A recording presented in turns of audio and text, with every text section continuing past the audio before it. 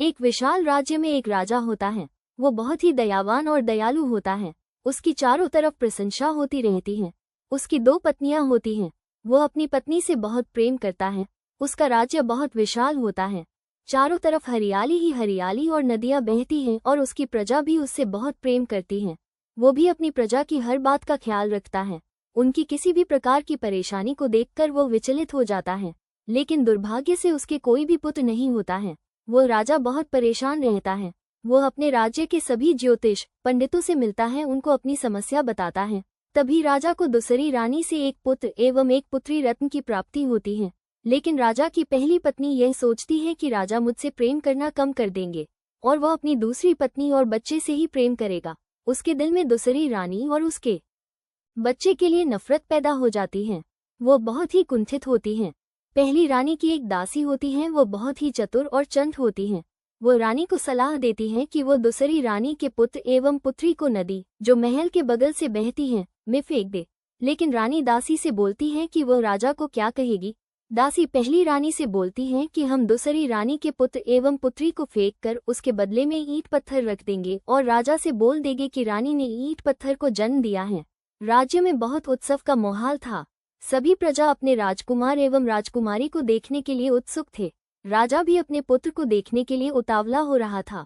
राजा और उसके दरबारी सभी दूसरी रानी के पास जाते हैं बच्चों को देखने के लिए। लेकिन पहली रानी और उसकी दासी अपने मंशा में कामयाब हो जाती हैं।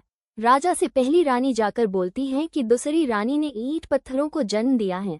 ये सुनकर राजा के होश उड़ जाता है। राजा ने प्रजा के सामने ही दूसरी रानी को महल के छत में कौवा हाँकने के लिए कह देता है। अब पहली पत्नी राजा के साथ रहती और दूसरी रानी दिन भर कौवा को हाँकती रहती। प्रजा के बीच में ये बात आम हो गई कि दूसरी रानी ने ईंट पत्थरों को जन्म दिया है। सभी उसे देखते और उसका मजाक उड़ाते। दूसरी तरफ लड़का पानी में बहते हुए चला जा रहा था। वो बह रहा था। तभी एक कुम्हारिन की नज़र उस बच्चे पे पड़ती है।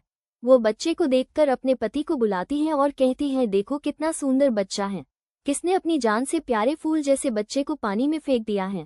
चूंकि उस कुम्हारिन के भी कोई बच्चा नहीं रहता है, वो उन बच्चों को अपने बच्चे की तरह पालन पोषण करती रहती है, मानो उसे उसकी पूरी दुनिया मिल गई हो। धीरे धीरे दोनों भाई बहन उस कुम्हार के यहाँ बढ़ने लगते हैं। जो भी लोग उन्हें देखते तो वो बोलते ये किसी राजकुमारों से कम नहीं लग रहे।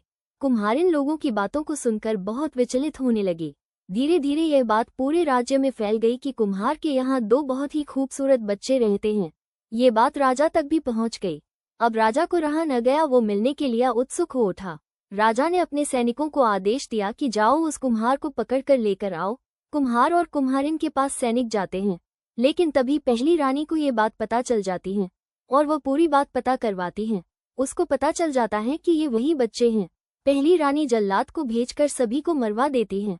वो फूल से कोमल बच्चों को मौत के घाट उतरवा देती है। उधर दूसरी रानी कौवा को महल में हाँकते रहती है और लोगों के ताने सुनती कि बांझ है, ये ईंट पत्थरों को जन्म दिया इसने। वो इसी परेशानी में रहती और छत में कौवा को हाँकती रहती। अब वो बच्चे जिनको पहली रानी ने मौत के घाट उतार दिया जाता था, वो बच्चे बहुत ही सुंदर फूल चंपा चमेली बन जाते हैं। उस राज्य के लोग आते जाते उस फूल को देखते और तारीफ करते। लेकिन जैसे ही उस फूल की तरफ बढ़ते वो फूल ऊपर की तरफ चले जाते। ऐसा सबके साथ होता रहा। लोग परेशान से हो गए। जब भी कोई आता ऐसा ही होता। ये बात राजमहल तक पहुंच गई। राजा अपने सैनिकों के साथ आता है और वो सैनिकों को आदेश करता है कि फूल को तोड़े। लेकिन जैसे ही सैनिक फूल को तोड़ते हैं, लड़का चमेली बहन राजा के सैनिक फूल को तोड़ रहे हैं, तोड़ देने दो। लड़की चंपा भाई और ऊपर हो जा। इस तरह बार बार होता है। अब राजा स्वयं आता है। राजा फूल को तोड़ने लगता है। तभी फिर इसी तरह दोनों फूल ऊपर की तरफ बढ़ जाते हैं। फूल ने राजा से कहा कि उस कौवा हथनी को बुलाओ, जब वो तोड़ेगी फूल तभी हम टूटेंगे। अब दूसरी रानी को बुलाया जाता है। रानी आती है और जैसे चंपा को तोड़ने लगती है, चमेली बोलती है, चंपा भैया माँ आई है, टूट जाओ। इस तरह जैसे ही दोनों फूल टूटते हैं, दोनों बच्चे जिंदा हो जाते हैं। वो राजा से पूरी कहानी बताते हैं। पहली रानी को बुलाया जाता है और उस डायन दासी को भी राजमहल बुलाया जाता है। राजा दोनों को फांसी का हुक्म देता है। दोनों बच्चों और रानी को महल में अपने साथ रहता है। अब खुशी खुशी जीवन यापन करने लगता है एवं रानी को भी न्याय मिल जाता है। सभी लोग सुखी सुखी से रहने लगते हैं। बुराई का अंत हो जाता है और रानी को न्याय मिल जाता है।